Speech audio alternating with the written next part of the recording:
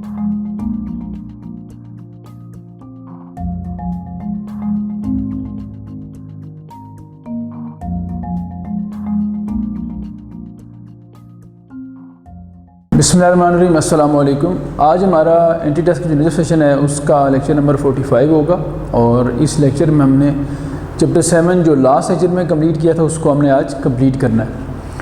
Chapter 7 का हमने काम किया था 7.2 तक, यानी वेक्टर इन स्पेस जो है उसकी प्रॉपर्टीज़ और कुछ MCQs किए थे हमने। आज हम वेक्टर्स पे डिफ़ाइन करने लगे हैं प्रोडक्ट। तो दो तरह की जो प्रोडक्ट हैं वो डिफ़ाइन आपके कोर्स में हुई हैं। एक है हमारे पास स्केलर प्रोडक्ट जिसको हम डॉट प्रोडक्ट भी कहते हैं, और दूसरी हम पढ़ेंगे क्रॉस प्रोडक्ट जिसको हम वेक्टर प्रोडक्ट भी कहते हैं।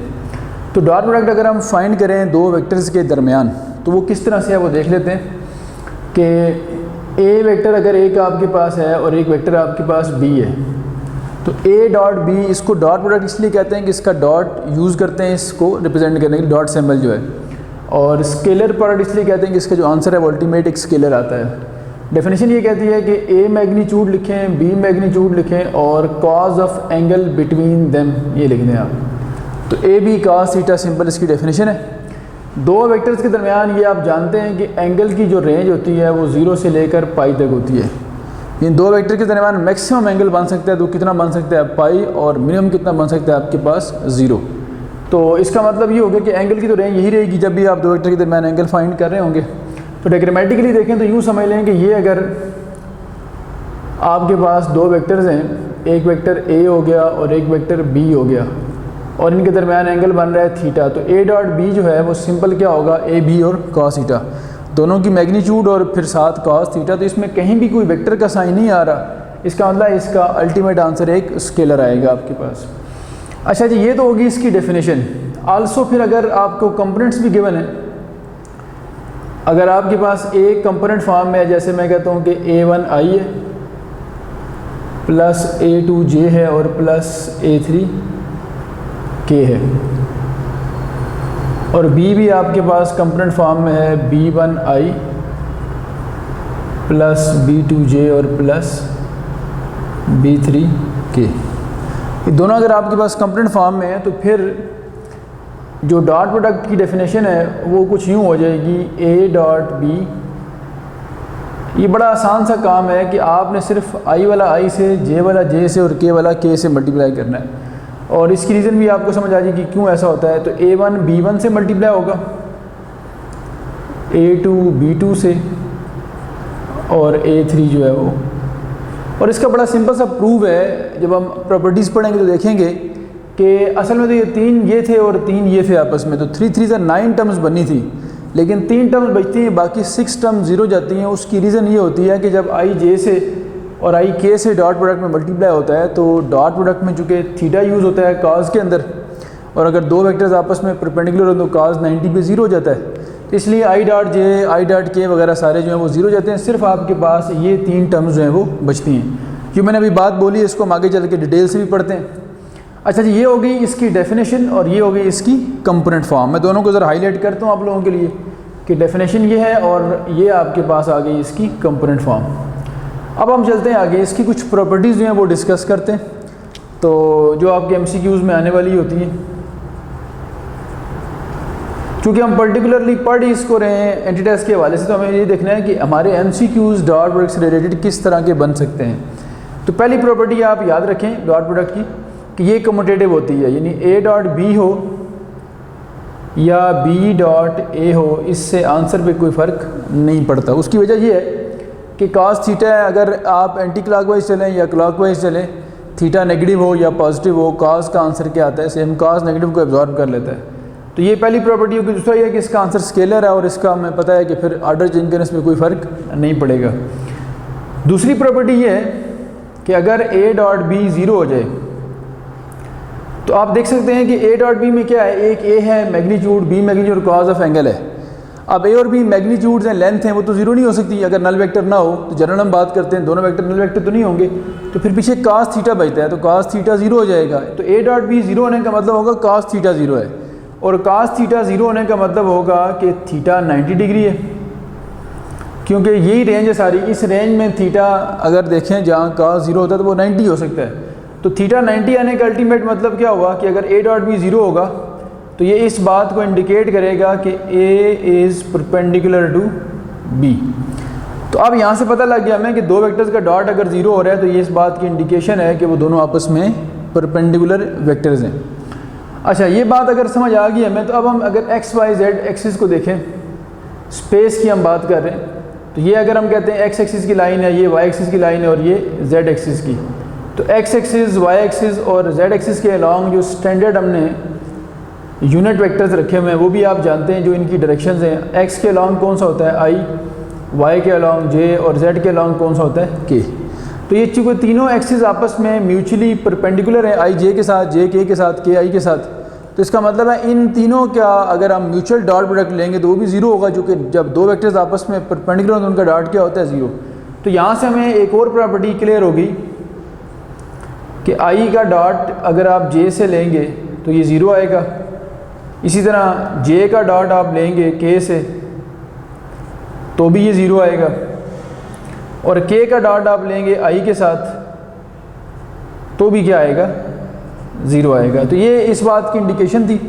अब यहाँ से आपको इस बात का भी प्रूफ मिल जाता है कि जब ये तीनों इन तीनों से मल्टीप्लाई होते हैं तो A1 B1 से होगा, A1 जब B2 से होगा तो आई जे से मल्टीप्लाई हो रहा होगा, फिर आई के से, तो ये सारे ज़ीरो हो जाएंगे। तो जो 9 टर्म्स बनी थी 3 3 9, उसमें से 6 टर्म्स जो होंगी वो ऐसी होंगी जिनमें आई जे से, जे के से, के आई से मल्टीप्लाई हो रहा होगा, और वो अल्टीमेटली क्या हो जाएंगी, ज़ीरो, चूँकि वो आपस में क्या होते हैं, perpendicular.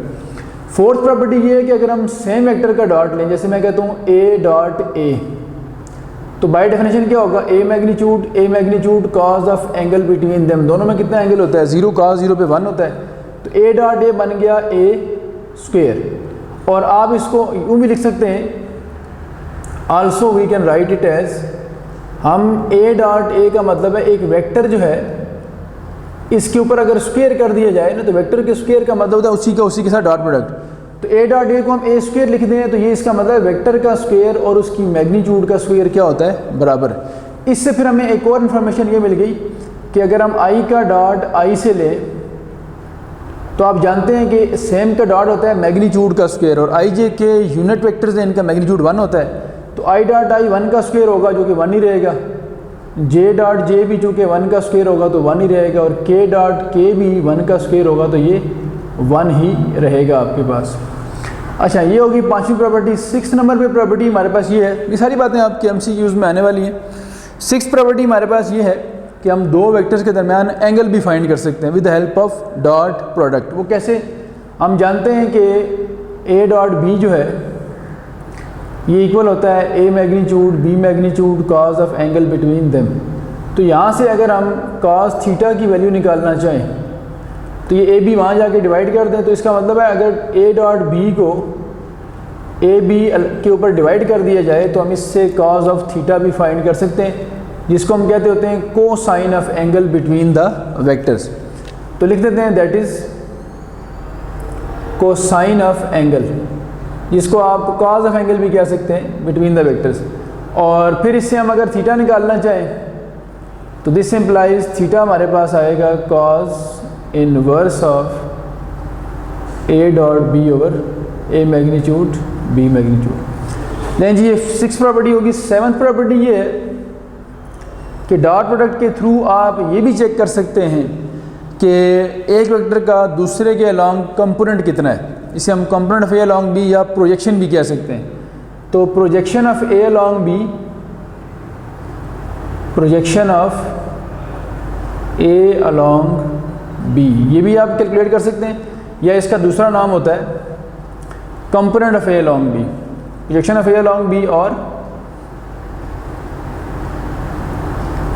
Component of A along B. अब ये कैलकुलेट कैसे करना है, इसका बड़ा सिंपल सा मेथड है। आप दो वेक्टर्स का डॉट लें और जिसके अलॉन्ग निकालना हो उसकी मैग्नीट्यूड से डिवाइड कर दें। ठीक है जी, अगर b के अलॉन्ग है तो b के डिवाइड करें, अगर a के अलॉन्ग है तो a की मैग्नीट्यूड से डिवाइड करें।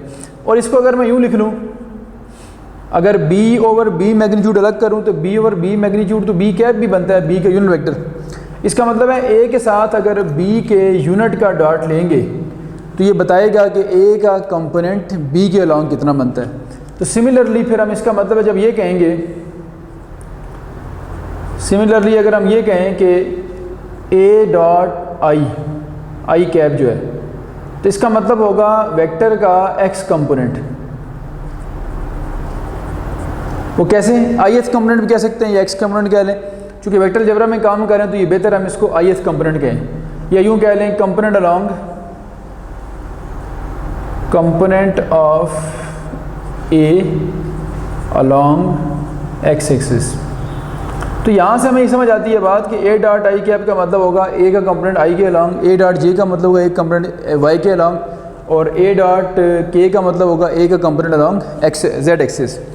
तो हैंस एक एमसीक्यू छोटा सा बनाते हैं जिससे आपको ये आइडिया मिल जाए कि एमसीक्यू क्या बना रहा हूँ मैं, कि इफ़ एक वेक्टर है हमारे पास u, अगर u डॉट आई कैप भी ज़ीरो हो, और ये बुक का एक क्वेश्चन है उसकी मैं थोड़ी सी मॉडिफिकेशन करके लिख रहा हूँ, u डॉट आई भी ज़ीरो हो, u डॉट जे भी ज़ीरो हो और u डॉट के भी ज़ीरो हो।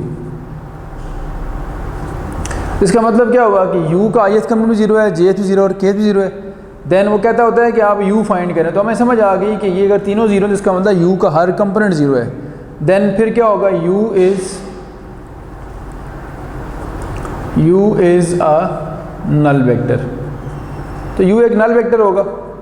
तो ये मैंने इसका आंसर भी लिख दिया। इसको ऐसे आप यूँ समझ लें कि एक नोट बना के लिख लें बजाय क्वेश्चन के, क्योंकि क्वेश्चन लिखने का टाइम नहीं, मैं 4 ऑप्शन लिखता आपके सामने, u नल वेक्टर है, u यूनिट वेक्टर है, u नेगेटिव है, इस तरह की 4 ऑप्शन बना लेता आपके सामने। लेकिन बेहतर है कि आप इसको नोट बना के लिख लें कि अगर किसी वेक्टर के लिए तीनों के साथ डॉट ज़ीरो है i के साथ, उसका मतलब होगा कि वो एक नल वेक्टर है। तो ये हमारा काम अभी हमने प्रॉपर्टीज़ के हवाले से किया। अब कुछ और इसके MCQs देखते हैं और फिर हम चलेंगे क्रॉस प्रोडक्ट की तरफ। अच्छा जी, मैंने 2 MCQs लिखे हैं आप लोगों के सामने, ज़रा सा जो हमने आई डॉट प्रोडक्ट पढ़ी है उसका आइडिया इंप्लीमेंट करने के लिए। तो पहला ये कि find angle between the vectors A and B. हमने अभी पढ़ा है जो डॉट प्रोडक्ट की प्रॉपर्टी है उसके थ्रू हम एंगल फाइंड कर सकते हैं। और एंगल का फार्मूला क्या पढ़ा था आपने, कि अगर थीटा एंगल हो तो cos थीटा इक्वल होगा A dot B divided by A magnitude B magnitude. अब ये कोई इतना बड़ा काम नहीं है। पेपर में जब आप टेस्ट वगैरह दे रहे होते हैं, तो चूँकि कंप्यूटराइज्ड सारे टेस्ट होते हैं, कंप्यूटर बेस्ड, तो आप लोगों के सामने स्क्रीन पे क्वेश्चन लिखा होता है, आप जस्ट रफ में इतना सा काम करना होता है।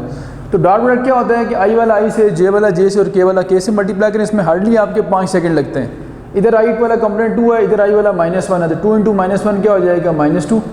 जे वाला यहाँ -1 है, यहाँ +1 है, तो ये -1 इंटू +1 कितना हो जाएगा, -1। इधर के वाला 1 और यहाँ के वाला 0 है, तो आखिरी क्या हो जाएगा, 0। अब दोनों का अलग अलग मैग्नीट्यूड है, बहुत बड़ा आसान सा काम है। देखें, ए का मैग्नीट्यूड लें 2 का स्क्वायर 4, ith कंपोनेंट का स्क्वायर, jth का स्क्वायर, kth का स्क्वायर, और b का मैग्नीट्यूड लें ith का स्क्वायर और jth का स्क्वायर, kth का स्क्वायर, क्या हो जाएगा, 0। तो आप देख सकते हैं ऊपर आपके पास -3 बना है। ये कितना आपके अंदर ऑब्जर्व करें, 6 ये है और 2 ये है, तो √6 इंटू √2 करें तो अंडर द रूट कितना आ जाता है, 12, और 12 को आप लिख सकते हैं 2√3। तो ये अल्टीमेट बन गया -√3/2। √3 ऊपर शिफ्ट हो जाएगा। अब ये वैल्यू आ गई cos ऑफ थीटा की।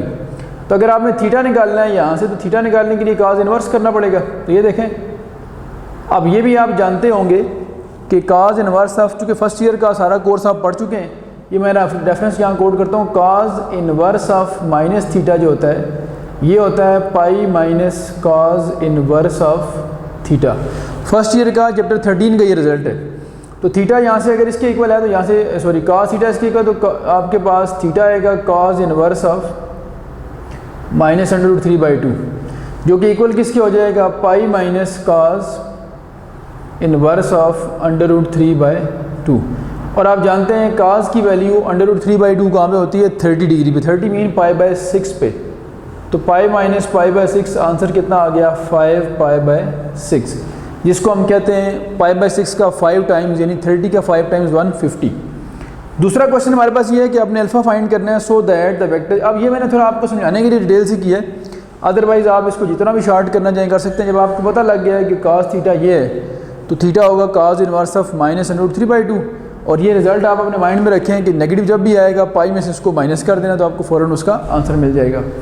अब यहाँ अगर वेक्टर परपेंडिकुलर है और आपने अल्फ़ा फाइंड करना है, तो इसका मतलब है दोनों का डॉट प्रोडक्ट 0 होगा। तो आप जल्दी शॉर्ट से कर लें इसको। ए डॉट बी को 0 रखते हैं। देखें कैसे होगा। अब डॉट अभी मैंने बताया कि कैसे कैलकुलेट करना है, कोई इतना बड़ा काम नहीं है। आई वाला आई से मल्टीप्लाई करें, जे वाला जे से और के वाला के से। तो 2 × 3 कितना हो जाएगा 6, अल्फ़ा × 1 अल्फ़ा, और 5 plus 5 × alpha 5 alpha equal to क्या हो जाएगा आपके पास 0।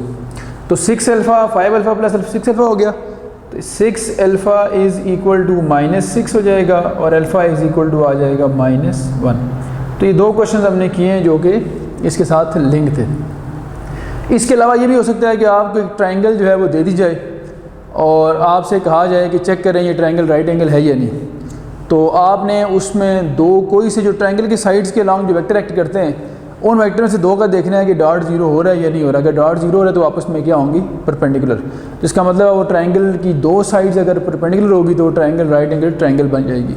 तो मैं इस बात को थोड़ा सा एक नोट बना के लिखता हूँ आप लोगों के सामने। देखें, अगर 3 वेक्टर्स जो हैं, इफ़ 3 वेक्टर्स, इफ़ ए एक वेक्टर कर लें, बी एक वेक्टर कर लें और सी एक वेक्टर कर लें, और along the sides of a triangle ABC, then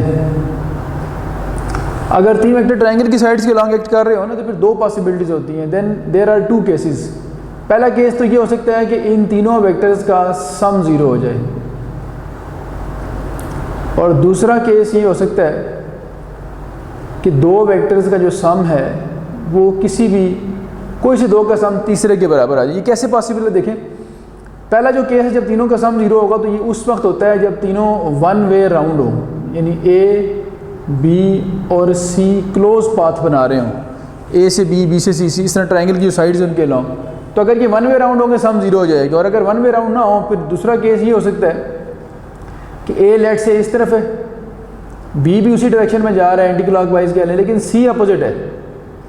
तो फिर ये हेड टू टेल रूल बन जाता है, दो का सम तीसरे के बराबर आ जाता है आपके पास। अब अगर ट्रायंगल राइट एंगल हुई तो फिर इनमें से किसी दो का डॉट जो है वो क्या होगा 0 होगा।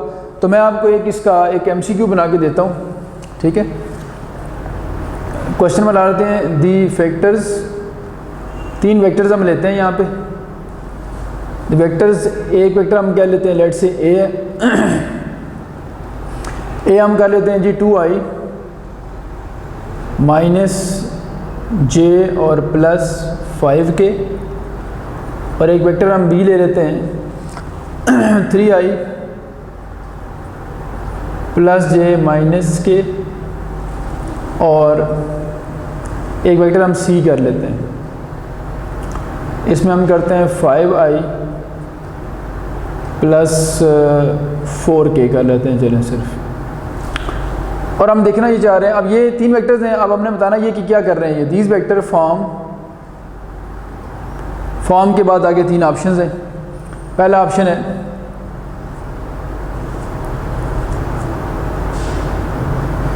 फॉर्म पैरेललोपाइड, कि ये वेक्टर जो है एक पैरेललोपाइड बना रहे हैं, ठीक है। दूसरा ऑप्शन हमारे पास ये है कि अगर ये पैरेललोपाइड नहीं बना रहे तो ये तीनों वेक्टर्स जो हैं वो एक यूँ समझ लें इक्विलेटरल ट्रायंगल बना रहे हैं, इक्विलेटरल ट्रायंगल। और तीसरा ऑप्शन हमारे पास ये है कि ये एक राइट ट्रायंगल बना रहे हैं, और फोर्थ ऑप्शन ये है कि ये ऐसा कुछ भी नहीं बना रहे, नन कर लेते हैं। अब देखें, ट्रायंगल बनने के लिए ऊपर मैंने बताया कि अगर 3 वेक्टर ट्रायंगल की साइड्स के अलॉन्ग दो पॉसिबिलिटी, या तीनों का सम 0 होगा, ये दो का सम तीसरे के बराबर होगा। तो वो फ़ौरन देख लेते हैं, कुछ दो का सम करके देखते हैं। जैसे देखिए ये 2i है, ये कितना है 3i, तो 2 इन दोनों को ऐड करें, 2 + 3 कितना होता है 5, वो ये लिखा हुआ है नज़र आ रहा है। -j +j कट जाता है, 0 हो गया, j इसमें है ही नहीं, और 5 - 1 4। इसका मतलब a और b का सम, यहाँ मैं लिखता हूँ, देखें a का और b का मैंने सम किया तो मुझे c के इक्वल मिला, जिसका मतलब ये हुआ कि ये प्लेन में आ चुके हैं। इसके अंदर पैरेललोपाइड नहीं बनती, पैरेललोपाइड 3D फिगर होती है स्पेस में। तो अब दो का सम तीसरे के बराबर आ गया, इसका मतलब ये एक प्लेन में प्लेन फिगर बना रही है, ट्रायंगल बन गई। तो ट्रायंगल वाला ऑप्शन चूज़ हो गया। अब 2 ट्रायंगल्स हैं यहाँ पे, इक्विलेटरल भी है और राइट भी है, इक्वलिटी तब होती है जब तीनों साइड्स की लेंथ बराबर हो, यानी तीनों वेक्टर्स की मैग्नीट्यूड बराबर। तो वो नज़र आ रहा है कि तीनों की मैग्नीट्यूड इक्वल नहीं है। इसकी मैग्नीट्यूड क्या बनती है 4, देख लें 4 + 1 5 और 25 करें √30 बनती है, जबकि इसकी डिफरेंट है। तो इसका मतलब है कि इक्विलेटरल ट्रायंगल तो ये नहीं बन सकती। अब ऑप्शन बच गया कि इसका राइट ट्रायंगल का। राइट के लिए एक एंगल 90 होना ज़रूरी है। तो हम देखते हैं क्या कुछ दो का डॉट 0 है, तो डॉट फाइंड करना हार्डली 8 से 10 सेकंड का काम है। वो कैसे, आप पहले इन दोनों को मल्टीप्लाई करें। 2 × 3 क्या हो गया 6, रफ में देखते हैं 6 हो गया आपके पास। बल्कि यूँ लिख देता हूँ मैं कि A और B का डॉट अगर मैं चेक करता हूँ तो 2 3 6, I वाला I से मल्टीप्लाई किया, J वाला J से मल्टीप्लाई किया, K वाला K से मल्टीप्लाई किया, तो कन्फर्म 0 आंसर आ रहा है। इसका मतलब A और B वेक्टर आपस में परपेंडिकुलर भी हैं और ट्रायंगल भी बन रही है। तो ये ट्रायंगल कौन सी बन गई फिर, ट्रायंगल में अगर दो साइड्स कोई सी भी आपस में परपेंडिकुलर हो जाए तो एंगल 90 बनता है। इसका मतलब ट्रायंगल एक राइट एंगल ट्रायंगल बन गई है। तो ये डॉट प्रोडक्ट हमने पढ़ी और ये उसके 2-3 क्वेश्चन करके हमने उसकी एप्लीकेशन देख ली है। अब देखते हैं अगर कोई और क्वेश्चन इस तरह का है उसको देख लें, या कोई रिजल्ट अगर हमारे पास अवेलेबल है, और फिर उनके बाद हम चलते हैं अगले क्रॉस प्रोडक्ट के ऊपर। अच्छा जी, अब डॉट प्रोडक्ट के आखिरी 2 रिजल्ट्स लिखते हैं और उसके बाद हम फिर चलते हैं क्रॉस प्रोडक्ट की तरफ। 2 रिजल्ट्स ये बुक में डॉट प्रोडक्ट के थ्रू प्रूव हुए हैं कि angle in a semi circle is right angle. जब भी किसी सेमी सर्कल में आप एंगल इंस्क्राइब करेंगे तो वो हमेशा राइट एंगल बनेगा। इसको डायग्रामेटिकली देखें तो ये मतलब बनता है कि ये अगर एक सेमी सर्कल है तो इसमें कहीं भी इधर इधर इधर कहीं भी एंगल आप बनाएं। लेट से मैं यहाँ बनाता हूँ एंगल P पॉइंट पे, और ये A और B इसकी एक्सट्रीमिटीज़ हैं, यानी डायमीटर के एंड पॉइंट्स। तो ये जो एंगल बनेगा P पे, ये हमेशा कौन सा बनेगा, तो ये हमारे पास एक रिजल्ट है कि सेमी सर्कल में जब भी एंगल बनेगा वो हमेशा राइट एंगल होगा। और दूसरा रिजल्ट ये है कि किसी भी ट्रायंगल के अंदर प्रोजेक्शन लॉज इस तरह लिखे जाते हैं A, B और C के लिए। ये आप जानते होंगे कि जब हम स्मॉल ABC लिखते हैं तो ये स्टैंडर्ड होता है कि अगर ये A, B और C हमारे पास वर्सेस हैं तो A के अपोजिट स्मॉल a, B के अपोजिट स्मॉल c, B और C के अपोजिट स्मॉल c लेंथ होती है। A वाले एंगल को हम अल्फ़ा, B वाले एंगल को हम बीटा और C वाले एंगल को गैमा कहते हैं, और सम टाइम ABC भी कह देते हैं। तो ये ऑर्डर ख्याल रखना है, A उधर होगा तो B और C यहाँ होंगे, B उधर होगा तो C और A यहाँ होंगे, C अगर उधर होगा तो A और B यहाँ होंगे, और फिर B के साथ गैमा है तो C के साथ बीटा है, यानी B वाला एंगल इधर है, C वाला उधर है, C वाला इधर, A वाला उधर। इस तरह आपने इनको अरेंज करके लिखना है। तो ये 2 रिजल्ट्स पढ़ने के बाद हम डॉट प्रोडक्ट को यहाँ क्लोज़ करते हैं और अब हम पढ़ लेते हैं क्रॉस प्रोडक्ट, जो कि 7.4 का काम है।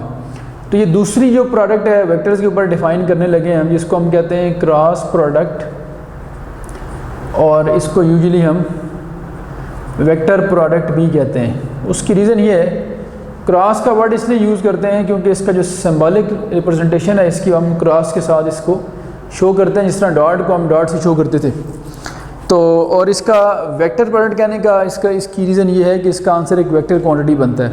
तो डिफ़ाइन हम यूँ करते हैं कि अगर हमारे पास A एक वेक्टर है और एक वेक्टर B, और हम इन दोनों का क्रॉस प्रोडक्ट यानी A क्रॉस B फाइंड करना चाह रहे हैं, तो रूल ये कहता है कि A magnitude B magnitude sine of angle between them sine theta, और साथ एक n कैप आता है हमारे पास। n कैप जो है, कैप तो आमतौर पे यूज़ करते हैं यूनिट वेक्टर को रिप्रेजेंट करने के लिए, और n है असल में नॉर्मल वेक्टर, इसलिए इसको n से डिनोट किया जाता है। नॉर्मल का जो वर्ड होता है ये मैथमेटिक्स में परपेंडिकुलरिटी के लिए होता है, सिर्फ टर्मिनोलॉजीज़ का फ़र्क होता है। जब हम लाइंस की यानी 1 डायमेंशन की बात करते हैं तो हम परपेंडिकुलर का वर्ड यूज़ करते हैं। जब हम किसी वेक्टर को, किसी लाइन को किसी स्पेस के ऊपर, किसी प्लेन के अंदर हम कहते हैं कि एक वेक्टर किसी प्लेन के ऊपर परपेंडिकुलर है या किसी सरफेस के ऊपर, तो हम सरफेस के लिए फिर परपेंडिकुलर का वर्ड यूज़ नहीं करते, फिर हम नॉर्मल का वर्ड यूज़ करते हैं। हम कहते हैं कि एक लाइन या एक वेक्टर सरफेस के ऊपर परपेंडिकुलर जगह क्या यूज़ करेंगे, नॉर्मल का वर्ड, कि vector is normal to the surface, यानी नॉर्मल का मतलब कि उसके ऊपर क्या है, परपेंडिकुलर है। और तीसरा जो है वो हम यूज़ करते हैं वर्ड ऑर्थोगोनल का। ऑर्थोगोनल, परपेंडिकुलर, नॉर्मल, ये तीनों का एक ही मीनिंग होता है, टर्मिनोलॉजी का फ़र्क होता है। 1 डायमेंशन में परपेंडिकुलर यूज़ करते हैं, 2 डायमेंशन में हम नॉर्मल का वर्ड यूज़ करते हैं, और 3D में हम ऑर्थोगोनल का वर्ड यूज़ करते हैं। तो अब ये इसकी डेफिनेशन होगी। बाकी थीटा के ऊपर वही रिस्ट्रिक्शन है, थीटा 0 से लेकर कहाँ तक रहेगा आपके पास, 180 डिग्री तक। अच्छा, अब एन कैप के बारे में क्या इन्फॉर्मेशन हमारे पास है कि वेयर एन कैप, अभी मैंने आपको बताया भी है, n cap is a unit vector normal to the surface, normal to the, यूँ कह लें plane, normal to the plane containing A and B। उस प्लेन के ये नॉर्मल होगा जिसमें ए और बी आते हैं, कंटेनिंग ए एंड बी। और मैंने अभी बताया कि नॉर्मल का वर्ड जो है वो असल में किसके लिए यूज़ हो रहा है, परपेंडिकुलर के लिए। तो चूँकि प्लेन के ऊपर हम कह रहे हैं तो इसलिए हम परपेंडिकुलर से अवॉइड कर रहे हैं और नॉर्मल का वर्ड यूज़ कर रहे हैं। अच्छा बहरहाल अब इसको समझे ज़रा कि जैसे ये बोर्ड एक प्लेन है आपके सामने, इस प्लेन में मैं कहता हूँ कि एक वेक्टर ए है और एक वेक्टर क्या आपके पास बी है। ये ए हो गया और ये आपके पास हो गया बी। अब इस प्लेन में ए और बी आते हैं, इट मीन्स कि ये प्लेन ए और बी को कंटेन कर रहा है। तो एन कैप के बारे में क्या कहा हमने कि वो उस प्लेन के परपेंडिकुलर होगा, नॉर्मल होगा जो ए और बी को कंटेन करता है। तो इस प्लेन ने अगर ए और बी को कंटेन किया हुआ है तो एन कैप इसके परपेंडिकुलर, जो मार्कर की डायरेक्शन है ये असल में किसकी डायरेक्शन होगी, एन कैप की। अच्छा अब एन कैप भी दो तरह से हो सकता है, या उस प्लेन के आउटवर्ड होगा या इनवर्ड होगा, depending upon the direction. Direction किस चीज़ की, अगर आप ए क्रॉस बी फाइंड करते हैं तो एन कैप की डायरेक्शन राइट हैंड रूल जो होता है, जिसको थंब रूल भी कहते हैं, राइट हैंड रूल की मदद से हम इसकी डायरेक्शन चेक करते हैं। तो ए क्रॉस बी अगर हम करते हैं तो अपने सीधा जो हाथ होगा राइट हैंड, इसकी फिंगर्स को आपने ए से बी की तरफ कर्ल करना है। तो ए से बी की तरफ कर्ल करें फिंगर को, चूँकि ए क्रॉस बी फाइंड करें तो जो थंब है वो आउटवर्ड है। इसका मतलब है अगर ए क्रॉस बी फाइंड करें तो ये डायरेक्शन होगी एन कैप की। और अगर हम बी क्रॉस से फाइंड करते तो राइट हैंड ही यूज़ करना है। अब बी से ए की तरफ फिंगर्स को मैं कर्ल करूँगा तो थंब इनवर्ड होगा। इसका मतलब अब एन कैप इनवर्ड होगा तो वो माइनस हो जाएगा। तो ये फ़र्क होता है कि ए क्रॉस बी अगर पॉजिटिव है तो बी क्रॉस ए क्या होगा, नेगेटिव होगा। इसलिए हम कहते हैं कि क्रॉस प्रोडक्ट कम्यूटेटिव नहीं होती, ऑर्डर चेंज करने से यहाँ फ़र्क पड़ता है। तो ये जो बात अभी मैंने बोली है मैं लिखता हूँ यहाँ पे एन कैप के बारे में। एक बात तो ये हो गई और दूसरी बात हम ये लिख देते हैं, direction of n cap, direction of n cap can be obtained with the help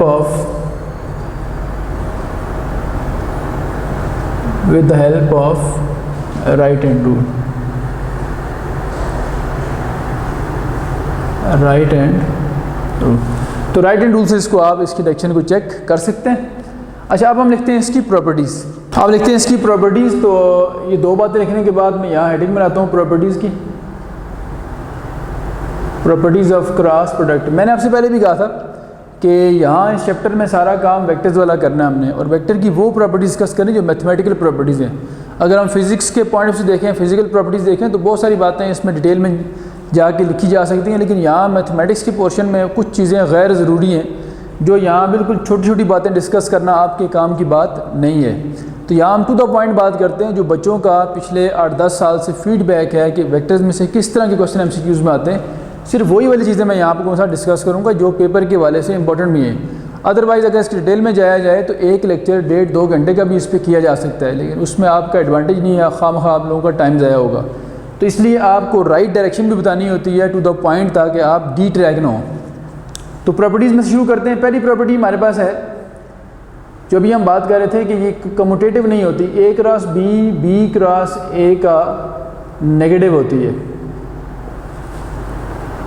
but दोनों की जो मैग्नीट्यूड वाइज अगर हम देखें, अगर मैं ए क्रॉस बी का मैग्नीट्यूड लूँ या बी क्रॉस ए का मैग्नीट्यूड लूँ तो वो सेम आएगा, लेंथ दोनों की सेम होगी, डायरेक्शन सिर्फ अपोजिट होगी।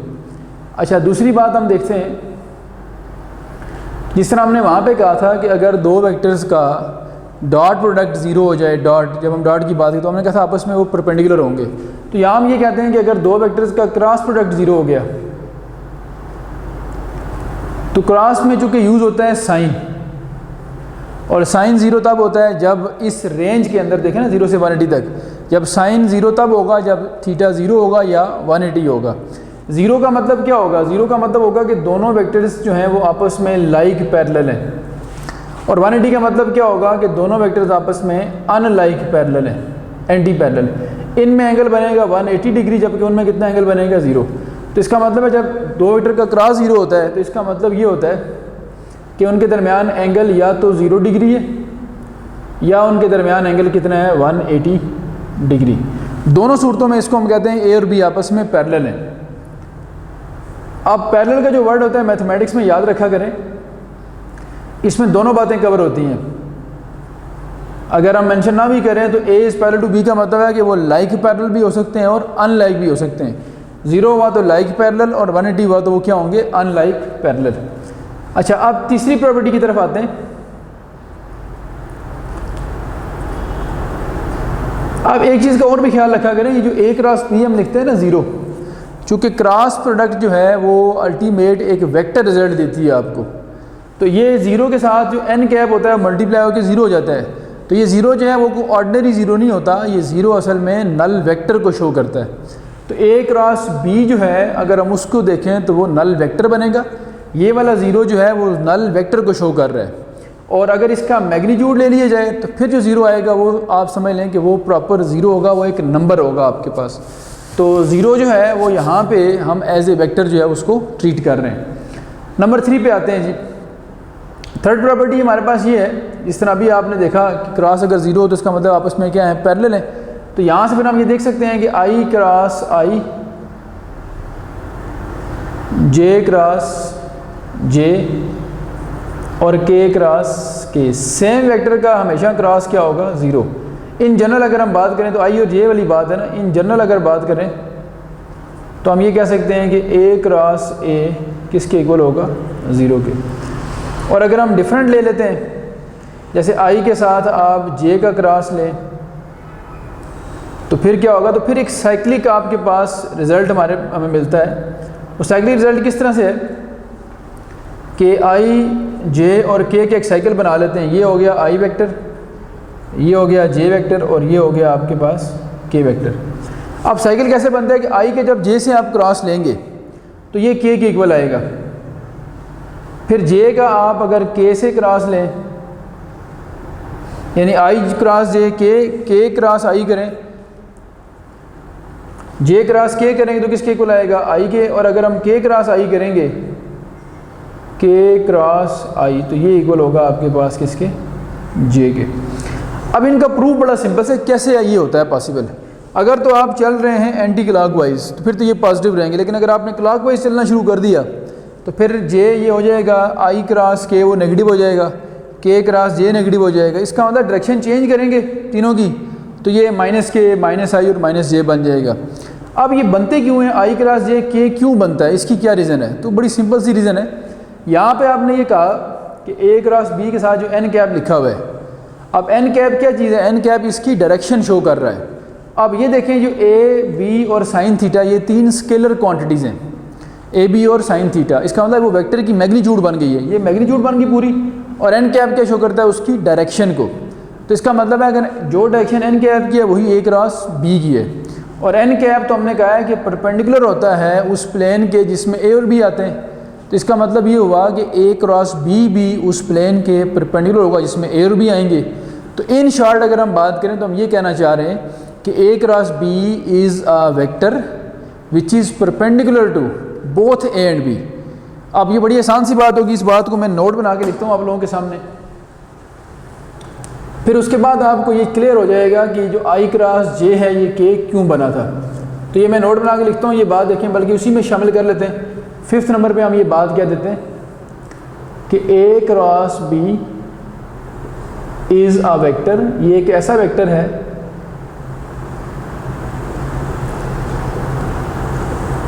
which is perpendicular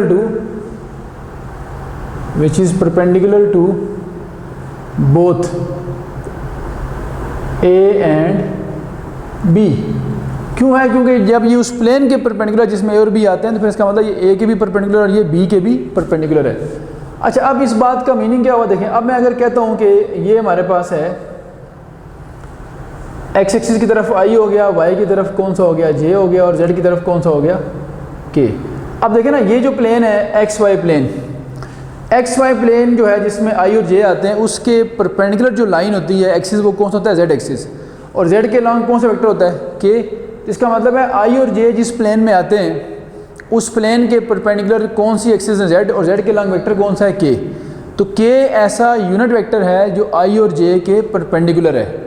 तो अगर A क्रॉस B A और B के परपेंडिकुलर है तो इसका मतलब है I क्रॉस J जो होगा वो I के भी परपेंडिकुलर है और J के भी, और I और J दोनों के जो परपेंडिकुलर वेक्टर है वो कौन सा है, वो K है। इसी तरह अगर देखें ये I और K को देखते हैं, या K I क्या लें, K और I को अगर हम देखें तो K I जिस प्लेन में आ रहे हैं इस प्लेन के परपेंडिकुलर कौन सा वेक्टर है? जे।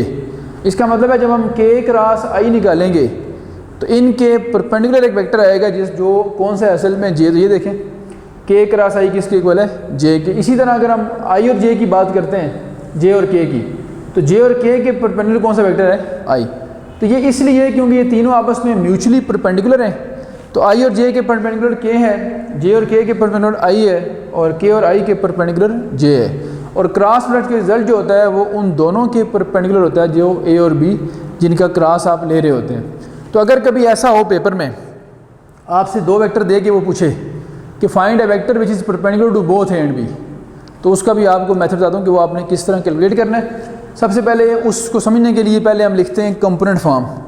जिस तरह आपने डॉट प्रोडक्ट की भी एक डेफिनेशन पढ़ी थी और एक कंपोनेंट फॉर्म, इसी तरह ये क्रॉस प्रोडक्ट की एक डेफिनेशन है और एक इसके बाद हम पढ़ेंगे कंपोनेंट फॉर्म इसकी। तो देख लेते हैं कंपोनेंट फॉर्म जब हम लिखेंगे, देखें वो किस तरह से होगी हमारे पास। तो उसको मैं 6 प्रॉपर्टी कह देता हूँ कि इफ़ अगर हमारे पास ए है, A1i A2j और A3k, और B हमारे पास है B1i B2j और B3k। देन जब आप A क्रॉस B फाइंड करते हैं कंपोनेंट फॉर्म में, तो ये एक 3 क्रॉस 3 का बनाते हैं डिटर्मिनेंट हम, I J और K। इधर A के कंपोनेंट लिख दें और इधर आप लिख दें B के कंपोनेंट्स। ठीक है जी। अब इसको एक्सपेंड करते हैं। आप फर्स्ट ईयर से पढ़ते आ रहे हैं कि 3 क्रॉस 3 का डिटर्मिनेंट है, किसी भी रो या कॉलम से इसको एक्सपेंड कर सकते हैं। फर्दर मोर ये है कि अगर आपको ये कहा जाए, जो 7th प्रॉपर्टी है कि जैसे हम जानते हैं कि A क्रॉस B किसके इक्वल होता है? A magnitude B magnitude sine of angle between them और n कैप। अगर ये इसके इक्वल है तो फिर इसका मैग्नीट्यूड किसके इक्वल होगा? देखें अगर मैं दोनों तरफ इसके मैग्नीट्यूड अप्लाई करूँ, मैग्नीट्यूड की प्रॉपर्टी याद रखा करें कि ये मॉडुलस होता है, ये पॉजिटिव और स्केलर के ऊपर नहीं आता। तो A B और साइन थीटा तीनों इसमें पॉजिटिव हैं। क्यों पॉजिटिव है तीनों इसमें? क्योंकि थीटा 0 से लेकर 180 तक है, यानी फर्स्ट और सेकंड क्वाड्रेंट में साइन कभी नेगेटिव नहीं होता। तो ये तीनों क्वांटिटीज़ पॉजिटिव हैं, A और B, तो मैग्नीट्यूड होगी। तो फिर पीछे क्या बचता है? n cap. तो मैग्नीट्यूड A B और साइन पे अप्लाई नहीं होगा, सिर्फ किसके अप्लाई होगा? n cap. और n कैप की मैग्नीट्यूड आप जानते हैं किसके इक्वल होगी? 1 की, चूँकि यूनिट है। तो ये 1 बन के यहाँ से रिमूव हो जाना है। अब यहाँ से आप इन दोनों को ऑब्जर्व करें कि अगर मैं इसको इस पे डिवाइड करता हूँ, यानी मैं क्या करता हूँ कि A क्रॉस B को A क्रॉस B की मैग्नीट्यूड पे डिवाइड करता हूँ, तो A B साइन थीटा से कट जाएंगे। तो जो पहला रिजल्ट यहाँ से हमें मिलता है, फर्स्ट रिजल्ट, वो ये मिलता है कि n कैप अगर हम फाइंड करें, इसको इस पे डिवाइड करेंगे तो n कैप की वैल्यू आ जाएगी हमारे पास। तो ये एक फार्मूला बन गया कि जब आपको ये कहा जाए कि आप वो जो नॉर्मल वेक्टर होता है A क्रॉस B के अंदर, उसको फाइंड करें, तो आपके पास ये फार्मूला है उसका, क्योंकि वो A क्रॉस B का ही होता है असल में यूनिट वेक्टर। तो A क्रॉस B को डिवाइड करें उसकी मैग्नीट्यूड से। एक तो ये बात होगी हमारे पास भी, ये पहला रिजल्ट। दूसरा रिजल्ट हमारे पास ये है कि अगर हम चाहें तो इस फार्मूले से साइन थीटा अलग कर लिया जाए इस रिलेशनशिप से, तो साइन थीटा हमारे पास इक्वल होता है A क्रॉस B मैग्नीट्यूड और A B यहाँ ला के डिवाइड कर दें ओवर A B, जिसको हम कहते होते हैं sine of angle between the vectors, sine of angle theta. जिस तरह डॉट प्रोडक्ट में आप कोसाइन ऑफ एंगल पढ़ते हैं, यहाँ हम पढ़ते हैं साइन ऑफ एंगल। क्लियर होगी सब लोगों को बात भी? अगर ये आपको बात क्लियर है तो इसके कुछ 1-2 MCQs बनाते हैं, क्योंकि प्रॉपर्टीज़ तकरीबन हमने सारी पढ़ ली हैं। अब MCQs बना के इंशाल्लाह इसको भी वाइंड अप करते हैं और फिर हम लास्ट 7.5 जो है वो स्टार्ट करेंगे। अच्छा जी, अब मैंने 2 MCQs लिखे हैं और उसके बाद फिर हम इस टॉपिक को क्लोज़ करते हैं। पहली बात तो ये है कि पहला MCQ ये है, the following vector is perpendicular to both A and B। अब हम जानते हैं कि जो A और B के परपेंडिकुलर होता है वो असल में A क्रॉस B वेक्टर होता है, लेकिन A क्रॉस B अगर हम फाइंड करें कंपोनेंट फॉर्म में तो 3 क्रॉस 3 का एक डिटर्मिनेंट बनेगा। और इतना हमारे पास टाइम होता नहीं है कि हम उस डिटर्मिनेंट को सॉल्व करें, वो भी एंटी टेस्ट के अंदर, क्योंकि इसमें एटलीस्ट हमारे 1 से 2 मिनट लग जाते हैं, जबकि हमारे पास 40-50 सेकंड मैक्सिमम एक क्वेश्चन को अटैम्प्ट करने के लिए होते हैं। हम ये चाह रहे होते हैं कि हम 30 सेकंड से पहले एक क्वेश्चन अटैम्प्ट कर लें। तो उसका आसान तरीका और उसका शॉर्टकट मेथड ये है कि इसको आप बैक सॉल्व कर लें, बैक सॉल्व करने का क्या मतलब है कि जो ए और बी के परपेंडिकुलर होगा उसका ए और बी के साथ डॉट ज़ीरो होगा। तो डॉट चेक करना कंपैरेटिवली इजी है एज़ कम्पेयर टू कि आप उसको क्रॉस प्रोडक्ट के थ्रू चेक करें।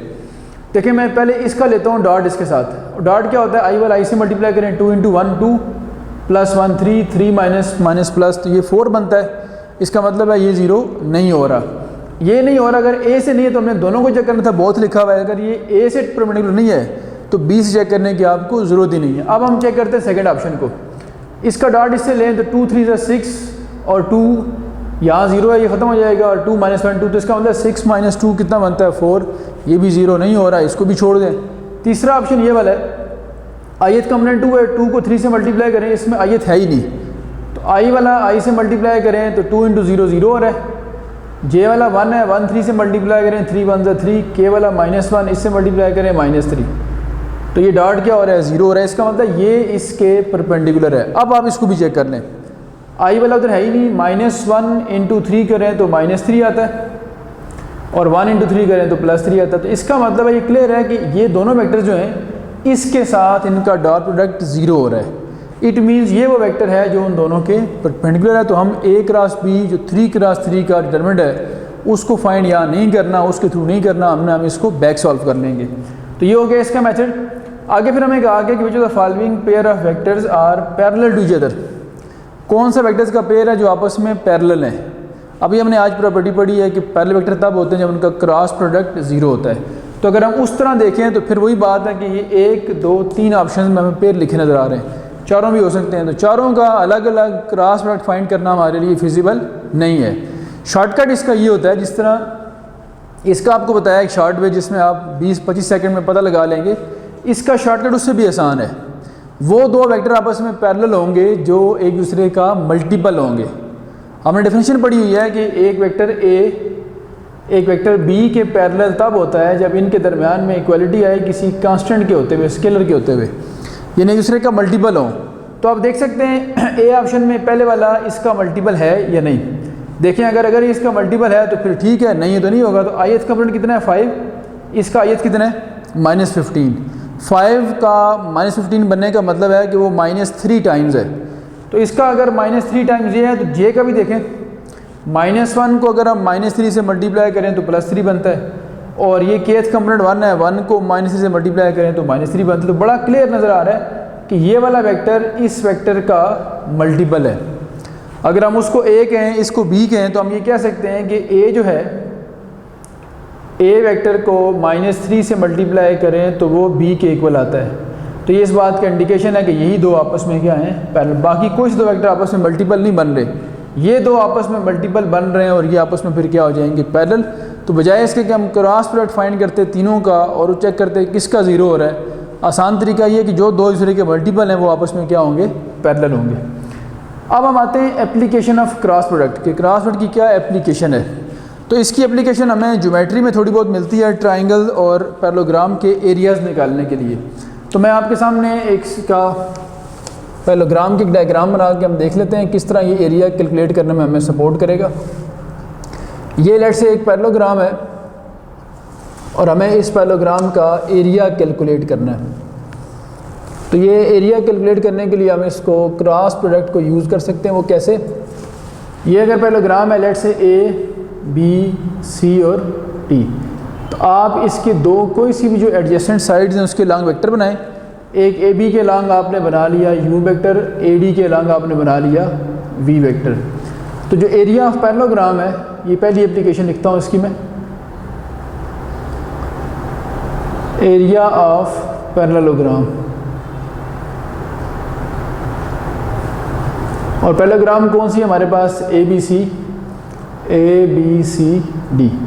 एरिया ऑफ पैरेललोग्राम ABCD क्या बनेगा आपके पास, ये सिंपल होगा, वो जो दो एडजेसेंट साइड्स के लॉन्ग वेक्टर बनाए हैं आपने उनका क्रॉस प्रोडक्ट ले लें और उसका मैग्नीट्यूड ले लें, बस। तो ये आ जाएगा एरिया।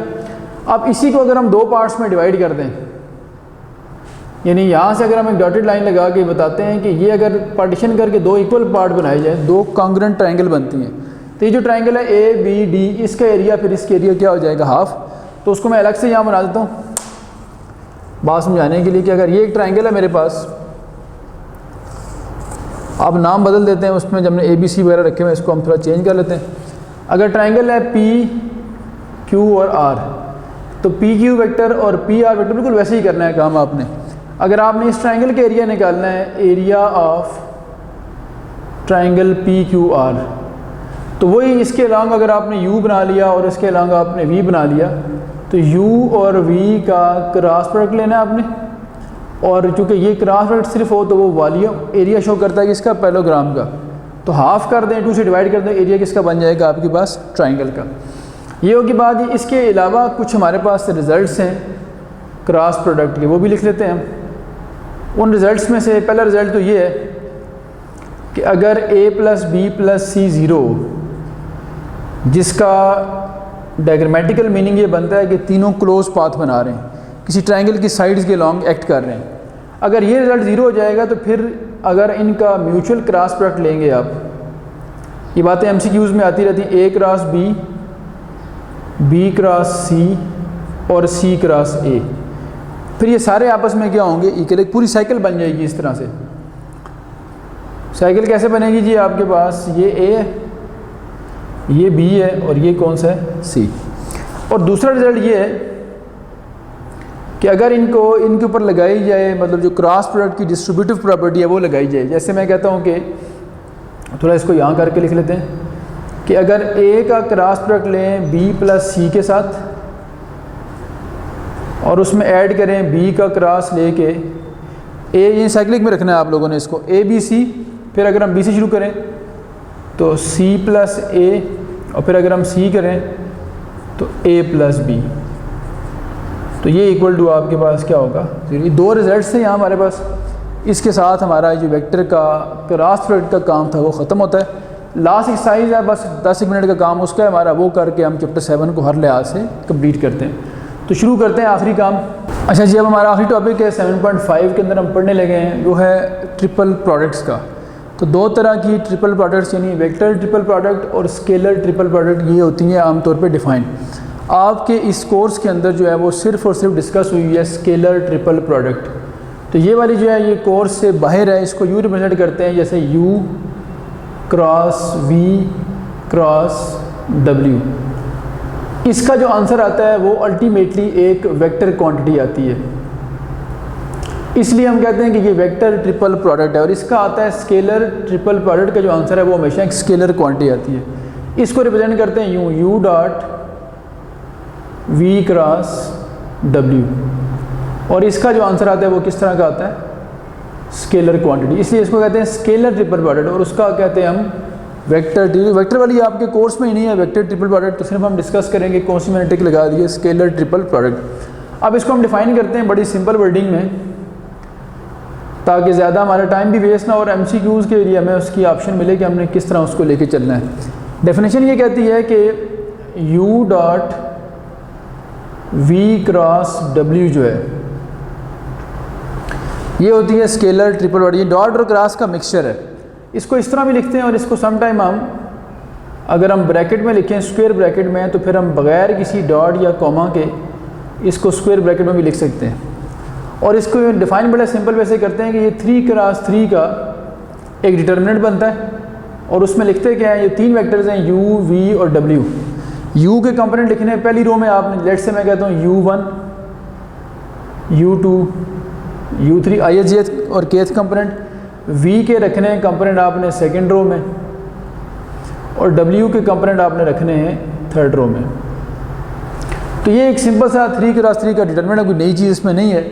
अब जिस तरह हमने डॉट की प्रॉपर्टीज़ पढ़ी, क्रॉस की प्रॉपर्टीज़ पढ़ी, इस तरह हम स्केलर ट्रिपल प्रोडक्ट की भी प्रॉपर्टीज़ पढ़ते हैं। तो पहली प्रॉपर्टीज़ की अगर यहाँ से हम लिखना शुरू करें, चूँकि आपके MCQs आते ही सिर्फ प्रॉपर्टीज़ से हैं, तो पहली प्रॉपर्टी ये है कि ये साइक्लिक होती है, उसको मैं साइक्लिक ही लिखता हूँ, साइक्लिक प्रॉपर्टी। साइक्लिक प्रॉपर्टी इसकी ये है कि अगर एक साइकिल बनाया जाए U, V और W का, यानी ये अगर हम कहते हैं ये U है, ये हम कहते हैं V है और ये W है, तो साइक्लिक प्रॉपर्टी ये कहती है कि आप जिस मर्ज़ी से स्टार्ट करें, U से स्टार्ट करें, V से करें, W से करें, आंसर सेम आएगा। तो मैं U से शुरू करूँ तो ये होगा U dot V cross W, अच्छा यू से स्टार्ट किया, ये बन गया। अब अगर हम स्टार्ट करते हैं वी से, तो ये देखें वी के साथ क्या आएगा, V dot W cross you, V dot W cross you. और अगर हम डब्ल्यू से स्टार्ट करें तो फिर क्या होगा, W dot U cross V आ जाएगा, W dot U cross V. तो तीनों का आंसर क्या होगा, सेम आंसर आएगा। आपके कोर्स में क्वेश्चन भी लिखा हुआ है इस तरह का, अगर मैं उसको MCQ बना के बताऊँ आपको, ये चले एक नोट बना लें इसी के साथ, इसको MCQ बनाने का टाइम चूँकि नहीं है, कि मैं अगर इन तीनों को ऐड करता हूँ, u dot v cross w, लेकिन ये याद रखना है कि साइक्लिकली एक डायरेक्शन रखनी है आपने। क्लॉकवाइज हम यहाँ इसको एंटी क्लॉकवाइज चला रहे हैं, क्लॉकवाइज करेंगे तो नेगेटिव हो जाएगा। जब आप इसको यूँ लेके चलेंगे u dot w cross v, तो वो पहले वाले का नेगेटिव आंसर देगा आपको। तो अगर इन तीनों को ऐड करते हैं साइक्लिकली रोटेट करवा के, तो ये तीनों ऐड होने के बाद 3 टाइम्स हो जाएगा, 3 times u dot v cross w, क्योंकि ये तीनों आपस में क्या है, सेम है। दूसरी प्रॉपर्टी इसकी ये है कि अगर ये u dot v cross w, u dot v cross w अगर ज़ीरो हो जाए, तो ये चूँकि ये एक 3D फिगर बना रहा होता है, तो अगर ये ज़ीरो हो जाएगा तो ये इसका मतलब है कि एक प्लेन में आ जाएंगे सारे। तो ज़ीरो होने का मतलब ये होगा कि u, v and w are coplanar. Coplanar का मतलब है कि ये एक ही प्लेन में आ गए तीनों वेक्टर्स, कोप्लेनर वेक्टर। और अगर ये ज़ीरो ना हो तो फिर क्या होगा, अगर ये ज़ीरो ना हो तो फिर ये वॉल्यूम को रिप्रेजेंट करता है। किस चीज़ का वॉल्यूम रिप्रेजेंट करता है, ये एक पैरेललोपाइड का वॉल्यूम रिप्रेजेंट करता है। तो मैं आपके सामने एक डायग्राम बनाता हूँ पैरेललोपाइड की, और फिर बताता हूँ कि किस तरह उसके वॉल्यूम को रिप्रेजेंट करता है। अच्छा जी, मैंने आपकी अभी बात हम कर रहे थे कि ये एक वॉल्यूम भी बना सकता है किस चीज़ का, पैरेललोपाइड का। तो ये मैंने एक डायग्राम आपके सामने बनाई है पैरेललोपाइड की। ये पैरेललोग्राम को अगर हम 3D में देखें तो इस तरह की नज़र आती है हमें। इसके आप ना कोई सी एक वर्टेक्स फिक्स करें और उससे 3 जो इसके कंजक्टिव, जिसको हम को टर्मिनस एजेस कहते हैं, उनके लॉन्ग वेक्टर बनाएं। तो मैं क्या कहता हूँ, ये वाला वर्टेक्स O है, तो O से A की तरफ बना लें आप एक U वेक्टर, O से B की तरफ बना लें आप V वेक्टर, और O से C की तरफ बना लें आप W। ये समझ लें लेंथ, विड्थ और हाइट जिस तरह होती है। हाइट थोड़ी सी इसकी क्या होती है, इंक्लाइन। तो जिसका वॉल्यूम बनेगा,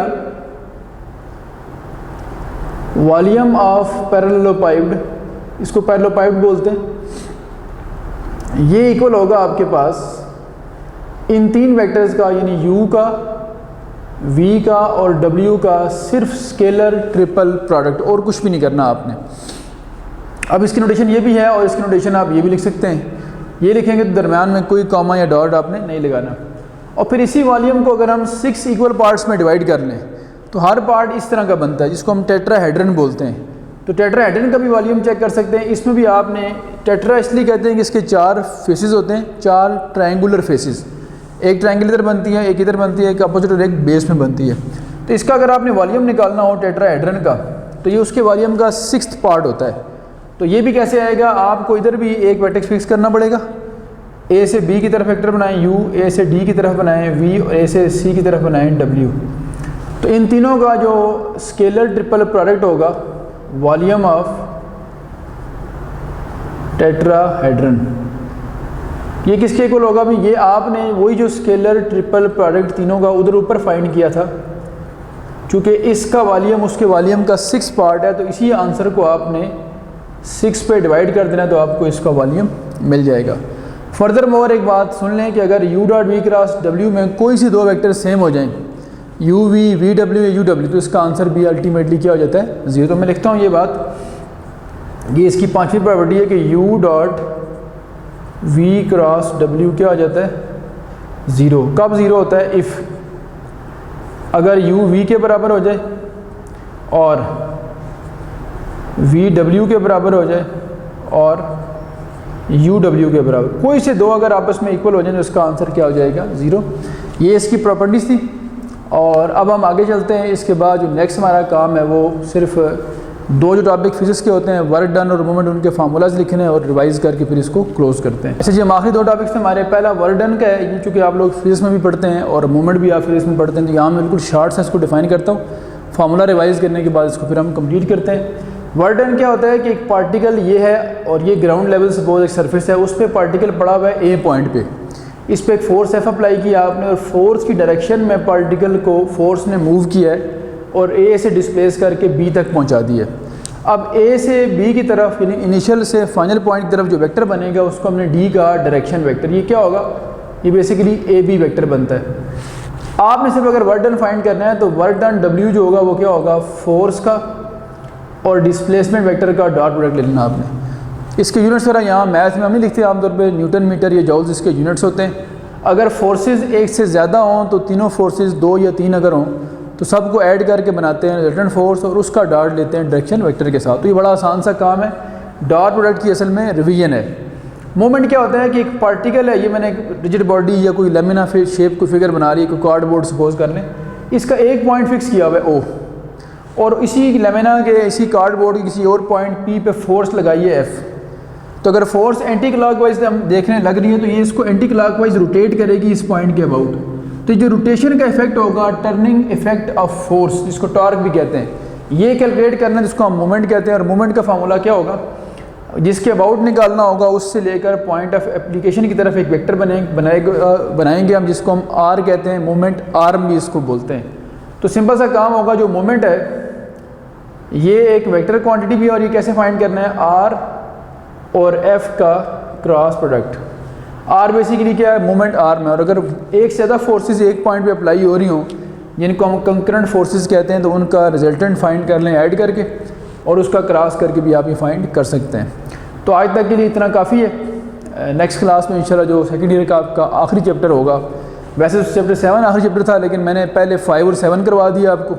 अब 6 जो है कोनिक सेक्शन इंशाल्लाह अगली क्लासेस में हम वो पढ़ेंगे, फिर बुक 2 आपकी हर लिहाज से कंप्लीट हो जाएगी। अल्लाह हाफ़िज़।